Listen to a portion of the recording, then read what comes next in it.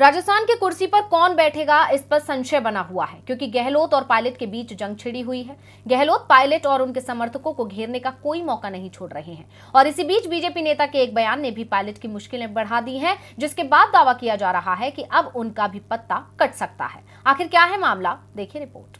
राजस्थान का सियासी संकट कब थमेगा, अब ये बड़ा सवाल बनता जा रहा है, क्योंकि अभी तक आलाकमान का फैसला भी नहीं आया है। हालांकि जो स्थिति बनी हुई है वो इसी बात का संकेत दे रही है कि गहलोत के हाथ से कुर्सी जा रही है, जिसके चलते राजस्थान में मामला थम नहीं रहा है बल्कि बढ़ता जा रहा है। लेकिन इस संकट के बीच सीएम अशोक गहलोत लगातार इस कोशिश में है कि उनके हाथ से कुर्सी ना जाए और उसी जद्दोजहद में गहलोत ने विधायकों की बगावत पर बात करते हुए एक बार फिर पायलट समर्थकों पर निशाना साधा। उन्होंने कहा कि दूसरों को नेता स्वीकार करने से अच्छा विधायकों ने बगावत करना उचित समझा।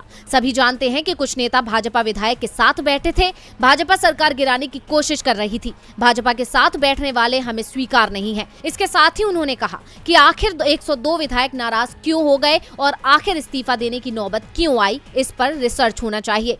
पार्टी पर्यवेक्षक आलाकमान का प्रतिनिधि होता है, पर्यवेक्षकों की बैठक का बहिष्कार कर दिया, ये नौबत क्यों आई, इस पर हमें विचार करना होगा। इस हलचल के बीच भी गहलोत लगातार दावा कर रहे हैं कि उनकी सरकार 5 साल पूरे करेगी और इस बार का बजट खास होगा।